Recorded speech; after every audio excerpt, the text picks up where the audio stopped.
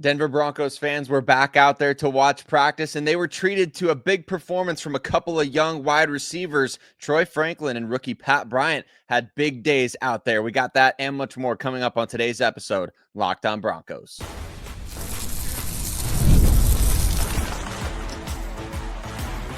You are Locked On Broncos, your daily Denver Broncos podcast. Part of the Locked On Podcast Network, your team every day. I guess you can say training camp has officially started for the Denver Broncos, because is it really training camp unless there's fans out there cheering the guys on? The Denver Broncos, they finished up their 2 days of ramp-up practices and were out there doing football things in front of the best fans in the world, and a couple of young guys, actually quite a few young guys, sounds like they showed up. A couple of young wide receivers in particular, Troy Franklin and Pat Bryant, had big days. We'll break down some observations from practice regarding those two guys, as well as do the Broncos maybe have another all-pro specialist in the works, with punter Jeremy Crawshaw apparently doing a really great job early on in training camp here. Got some other important news, notes, injury update on Mike McGlinchey, all that coming up on today's show. But Broncos Country, thanks so much for tuning in and making us your first listen of the day every single day. My name is Sayre Bedinger. I'm the co-host here of Locked On Broncos, as well as the site expert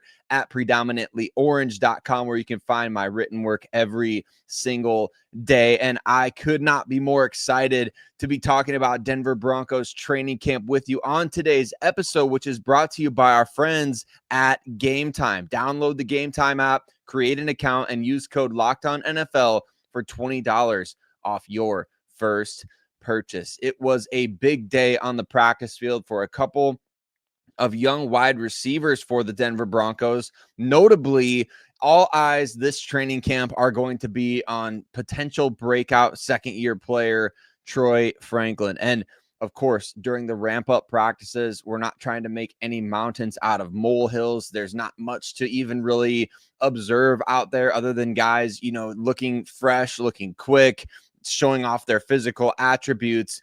But once you start kind of ramping into the actual football work, these guys standing out makes a bigger impression. And Troy Franklin, he was really good on the day of practice. Multiple onlookers, including my man Cam, he said that Troy Franklin had a great day. He caught a long pass from Jarrett Stidham that just about every Denver Broncos beat reporter and analyst tweeted about and posted on Twitter, and saying that it was a 50-plus yard pass from Jarrett Stidham, in which Troy Franklin used his big-time deep speed to beat both Damari Mathis and Devin Key deep down the field. And so after that, catching multiple passes from Bo Nix, getting some work on special teams, just seems like Troy Franklin had a standout day. And Sean Payton was asked about that after practice, and he said, look, actually, Troy has just kind of had a really good offseason program. And yes, he had a good day today. So Sean did acknowledge that Troy had a good day at practice that particular day. And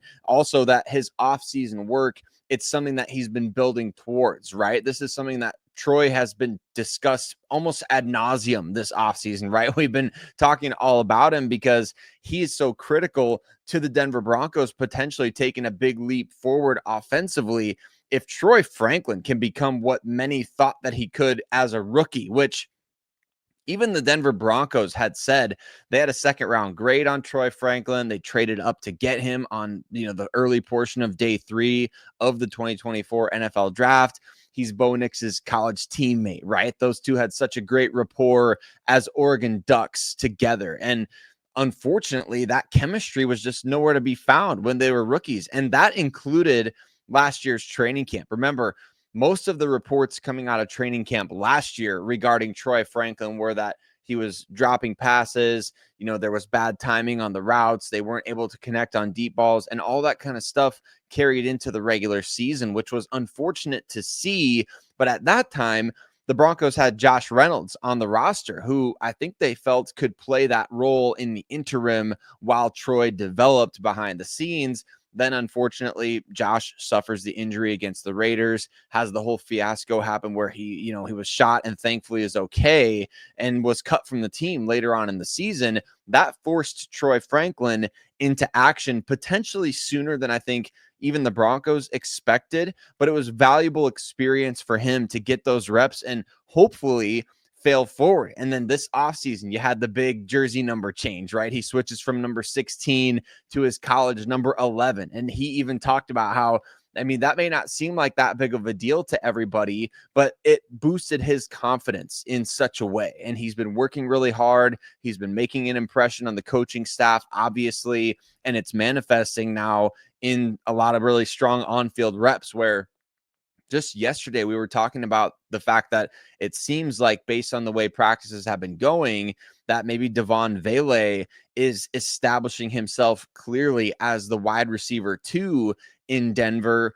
But what we're going to be discussing on today's show, and specifically with a guy like Franklin, is that it may not matter necessarily who's number 2 on the depth chart behind Courtland Sutton, or I guess opposite Courtland Sutton on the field, right? What's going to ultimately matter is who's going to be building the most trust for this staff, and how are these guys going to be out there in different personnel packages? How are the Broncos going to incorporate all of these playmakers? Because one of the guys that gets least talked about is Marvin Mims, and we expect him to play. He barely played 27% of the snaps last season. So we're talking about a substantially different rotation this year, with the added wrinkle of a guy like Evan Ingram coming in and providing you with a huge target share option at the tight end position. So not only do all these wide receivers need to find their place in the offense, but you also have to figure out how are we going to incorporate them in what we're doing, along with Evan Ingram, getting him involved. And you hope and expect the running backs to continue to be involved in the passing game as well. That to me is what's going to be the most fascinating thing. But for a guy like Troy Franklin, there are clear ways that he can upgrade this Denver Broncos offense, and certainly limiting the drops is going to be one big way that he can do that from what we saw last year.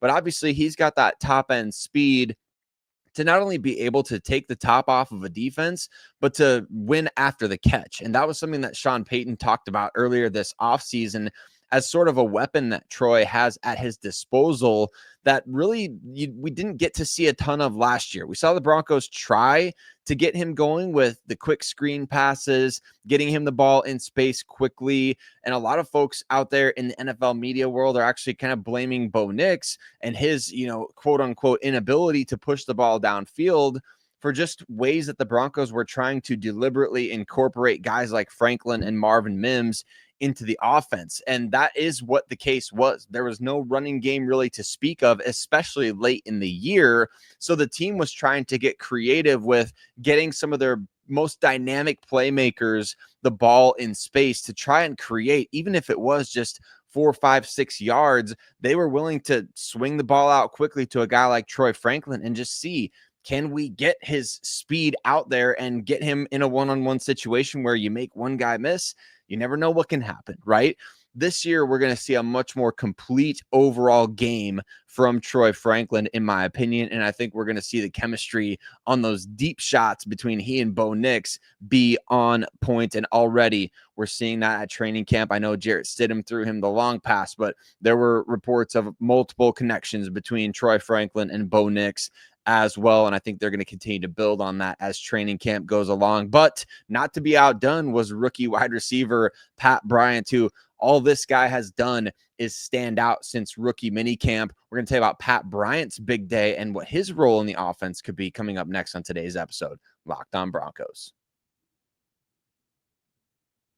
Today's episode of Locked On Broncos is brought to you by Gametime. Have you ever decided at the last minute to head to a ball game with friends or family? Maybe it's game day and you suddenly realize that you want to be in the stands and not watching on TV. Well, that's exactly where Gametime comes in. It's the easiest way to grab last-minute tickets without the stress. And with the money that you save on tickets, maybe you can go splurge on some food or drinks or merch, or even invite a bigger group to come along with you. Gametime makes that possible. Gametime makes buying tickets fast and simple. Prices on the app actually drop the closer you get to first pitch. And they've got incredible last-minute deals, clear seat views, and the lowest price guarantee that takes the worry out of buying. And if you're like me and you're tired of endless scrolling to just find the best deal, Gametime's zone deals pick the best seats in your section for you. And you can get your seat view in the app before you buy, so you know exactly where you'll be in the stadium. So take the guesswork out of buying tickets with Gametime. Download the Gametime app, create an account, and use code LOCKEDONNFL for $20 off your first purchase. Terms apply. Again, create an account and redeem code LOCKEDONNFL for $20 off. Download the Gametime app today. Last minute tickets, lowest price, guaranteed.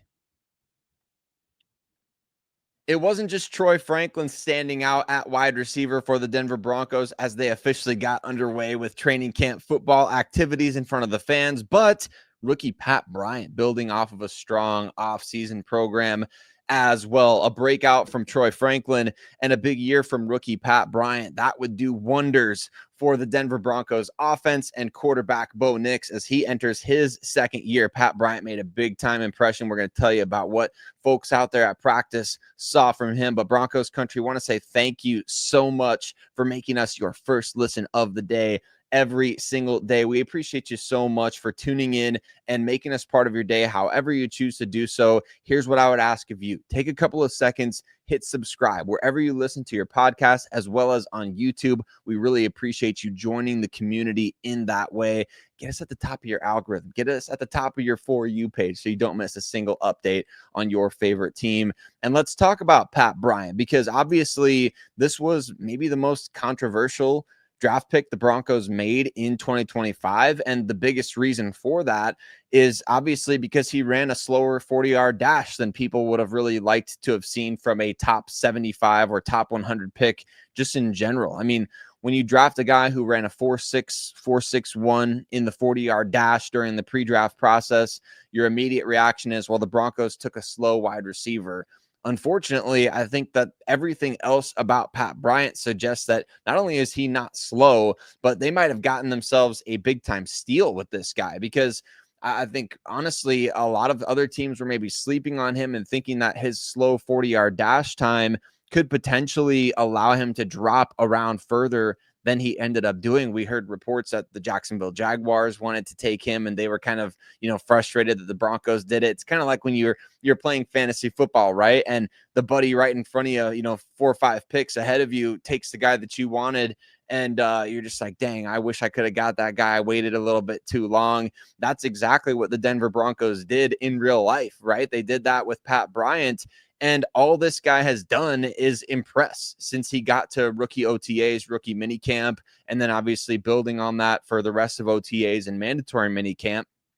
He stands out for a number of different reasons. Obviously, he's got pretty good size, right? He's a 6'3" receiver, and he's got strong hands. That's something that you notice immediately when you watch him play at Illinois, that his hands aren't just strong in the fact that when the ball comes his way, he catches it away from his frame and he's got these big mitts, things like that.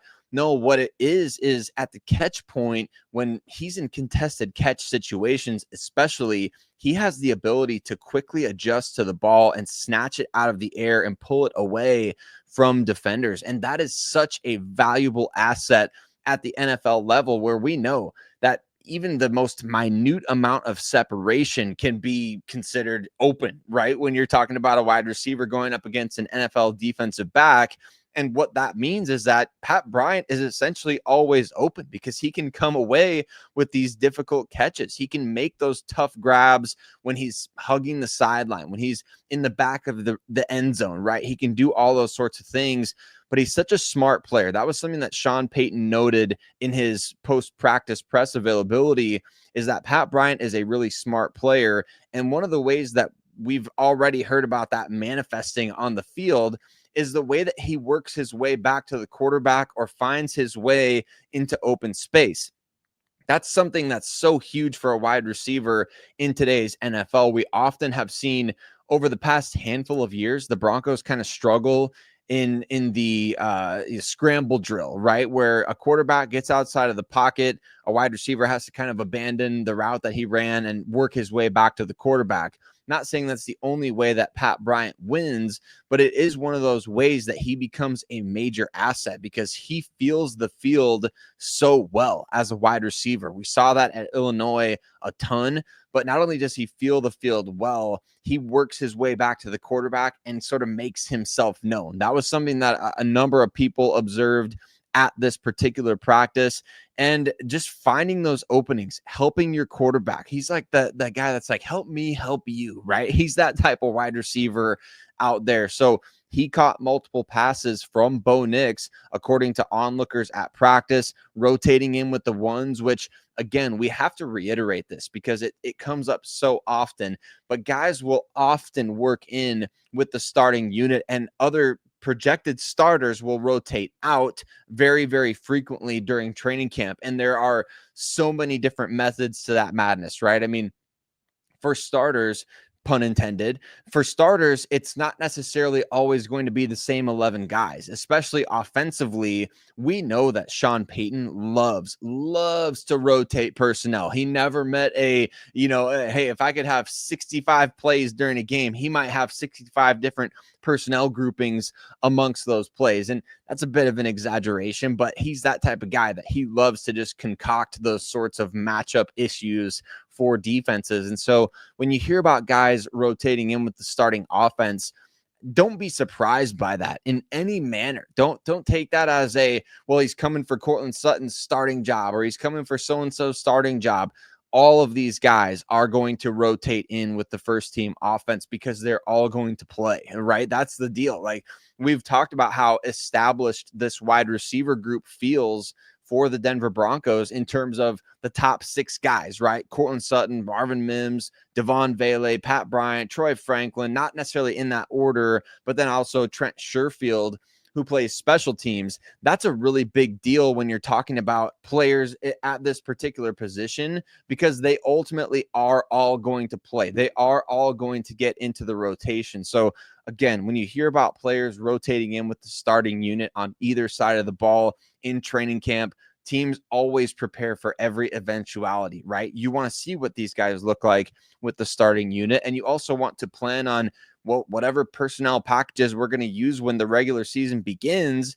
Like, these guys are going to be part of that. And so, but I think with Pat Bryant, obviously it's different than, if an undrafted guy was getting into the mix, right? If an undrafted guy is working in frequently with the starting unit, that might be something to start paying attention to the deeper we get into training camp. But with Pat Bryant, I think we already know he's going to be part of this team's plans. He is working his way into Bo Nix's and Sean Payton's circle of trust, and he just continually proves that, and has been doing so since mandatory minicamp, OTAs, rookie minicamp. And quite frankly, I think he's earned the trust of this staff since before he was even drafted, right? Because Jim Leonard, who is the defensive backs coach and defensive pass game coordinator, was on the Illinois staff once upon a time and knows Pat Bryant like that. So that's a big, big deal when it comes to being able to trust a guy and football makeup and just that desire to get better every single day. It feels like he's been somebody the Broncos have had highlighted for a really long time as being able to be a contributor. And now we're just kind of seeing it all unfold as he's putting that hard work into something that can actually develop into a role here as a rookie in the NFL. So great to hear that not only is Troy Franklin having a great start to camp after building on that strong offseason that he had, but Pat Bryant also having a strong day at camp and building on his great offseason so far. The Broncos already have an All-Pro on special teams. Marvin Mims in back-to-back years has been named an All-Pro return specialist. Might they add another All-Pro specialist to the mix this year? Jeremy Crawshaw booming the ball out there at Denver Broncos training camp. We're going to give you some more recap, player notes, observations, injury updates, and all that you want to know about Broncos training camp coming up next on today's episode, Locked On Broncos.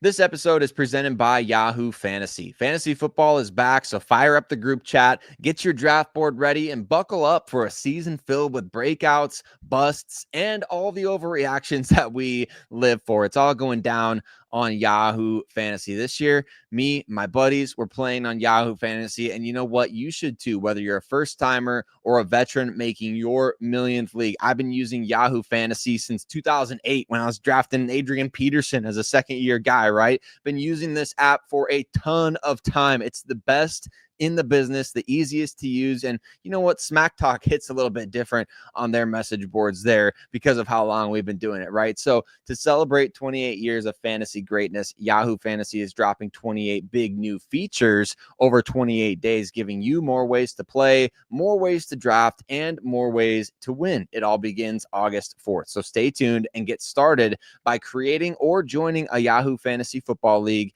at yahoofantasy.com/lockedonnfl. That's yahoofantasy.com/lockedonnfl. And let's make this fantasy season the best one yet. How about another all-pro specialist for the Denver Broncos? I already got the return man figured out with Marvin Mims, but the punter position has oddly been a difficult one to figure out consistently for the Denver Broncos, who have been cycling through guys for the better part of a decade plus in the Mile High City. They might have finally found somebody that can stick around, got some staying power there. Jeremy Crawshaw looking good to start training camp, and we're going to talk about that. But want to once again say thank you to all of you that make us your first listen of the day every single day. We truly appreciate every single one of you for being part of the show, however you choose to do so. Your encouragement means a ton. Your interaction on social media, it means a ton. And obviously, we love to be able to talk Denver Broncos with every single one of you. It's a dream come true. So mile high salute to all of you out in Broncos country. And one of the reasons why you'll want to subscribe on YouTube is because you get to catch me wearing my camo Broncos hat. I felt inspired by Evan Ingram, who was out there at the podium talking about how he just thought that the camo Broncos hat that he had on, just a fire hat. So I guess Evan Ingram is one of us, right? He loves the fire Broncos hats. And it's exciting to see all these guys out there, Broncos country, so many new additions to this team that are quickly making their presence felt.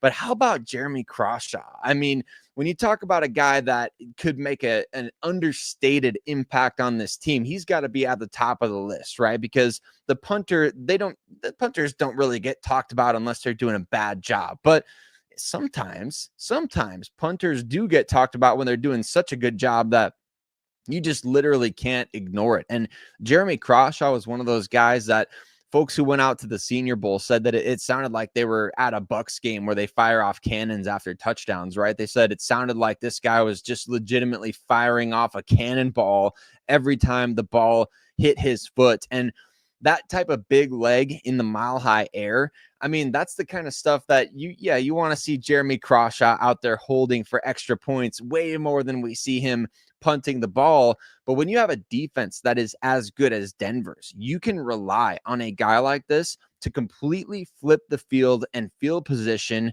winning those hidden yardage game, that hidden yardage game that Sean Payton talks about so frequently. You win that hidden yardage game by having a guy like Jeremy Crawshaw. And Andrew Mason pointed out that he was just out there booming it, putting on what he said a punting clinic. And there's reason why the Broncos made this guy the only punter drafted this year. Obviously, a 6th round pick out of Florida, came from Australia, and just is another one of these guys that just has an absolutely booming leg. And for once, maybe the Broncos will have somebody that can take advantage of that mile high air. It always feels like the opposing team's punter comes in and just starts booming the ball all the way across the field, right? That's kind of how it feels like. The Broncos have a guy that he'll either shank it or he's not fully taking advantage of that thin air. It's almost like a placebo effect takes place for the opposing punters that come in. And it's like the Broncos guy is like, they've got this like gravity machine on them because they're the Denver punter.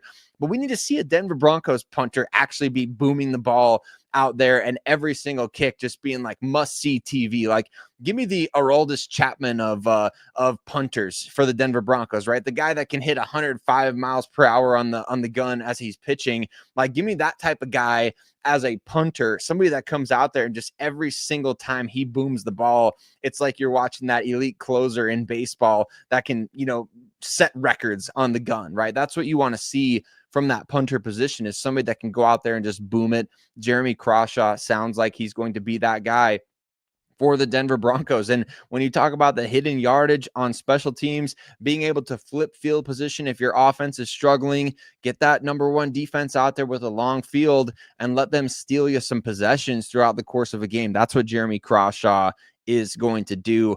Other notes from training camp here as the fans were back out there in attendance on day 3, officially, I think day 1 of just their the semantics aside, however anybody's considering this, we've been covering training camp now for 3 full days. And so that's what we're going to call it here at Locked On Broncos. But Lavelle Bailey, a linebacker. We've been talking about linebackers quite a bit on the show as of lately. Lavelle Bailey, an undrafted player last year, one of the Broncos' priority additions. He had a standout day, had a pass breakup against Lucas Kroll, and then intercepted a pass from Sam Ehlinger off of a Lucas Kroll bobble. So on the one hand, you've got Lavelle Bailey having a good day. And then on the other hand, you've got bad day for Lucas Kroll at the office. Might not be wanting to see much more of number 56 out there on the field, but Kroll is one of those guys that he really needs to have a big training camp to even be in consideration for the roster. And this is not really a great start for him. So just notable there for those two guys. Rookie 4th round pick Q Robinson was a common standout that I saw from those that were in attendance at practice. Somebody who shows off his explosiveness, his spin move, his quickness off the ball. Sounds like that rookie 4th round pick could end up being a big time steal for the Denver Broncos. So that's really exciting, as we've discussed already, that pass rush group is just so good. I mean, Nick Bonito and Jonathan Cooper, they've already been making noise early at training camp, and we kind of expected that at this point. But guys like Q Robinson, Dondre Tillman, Jonah Ellis, even Andrew Farmer was thrown out yesterday as a name to watch. Really exciting to hear about the edge depth that the Denver Broncos have. And obviously, you can never have too many of those guys bringing the heat off the edge, right? Broncos country. So Q Robinson standing out early on. Mike McGlinchey, an injury note here. Obviously, he missed practice for a second straight day. Sean Payton said after practice that he's expected to be back on the field either Saturday or Monday when the pads are coming on. So good news on the Mike McGlinchey front. Don't know why he was missing practice out there for the last couple of days. But of course, as the Broncos ramp up into sort of their work with pads on and the more football related stuff, you expect guys to get off days. You expect guys to be monitored. And Mike McGlinchey has an injury history in the NFL. And so he might be one of those guys that they monitor a little bit more closely at this time of year, or maybe he's dealing with something. We just really don't know. But what we do know is that he's expected to be out there on the field for either Saturday's practice or Monday's practice. And once again, Monday's practice is going to be a padded practice, the first of training camp. So we'll finally get to hear some really great updates on guys playing in the trenches on both sides, because at this point, all you're kind of relying on is saying, hey, this guy's looking quick off the snap, or he got into the backfield in a hurry on this play, or even the running backs, right? We haven't gotten to hear anything about the running backs just yet because, like Sean Payton said after practice, quite frankly, it's just hard to evaluate those guys when you're not in pads. And he's excited for that. We're all excited for that. And that's kind of exactly where our focus is going to be as training camp rolls along. So Broncos Country will have some bonus coverage for you on Saturday as the team is practicing at 10 a.m. Mountain Time. I'll be monitoring Twitter for all the observations and give you my take on what's going on out there at Denver Broncos training camp here in 2025. And then, of course, on Monday, we'll be reacting to the first padded practice of the offseason. Football is in the air, everybody. We appreciate you so much for tuning in today and every single day. Once again, comment, subscribe, share the show, however you choose to engage. We just appreciate you so much. But Broncos Country, we'll catch you on the next one.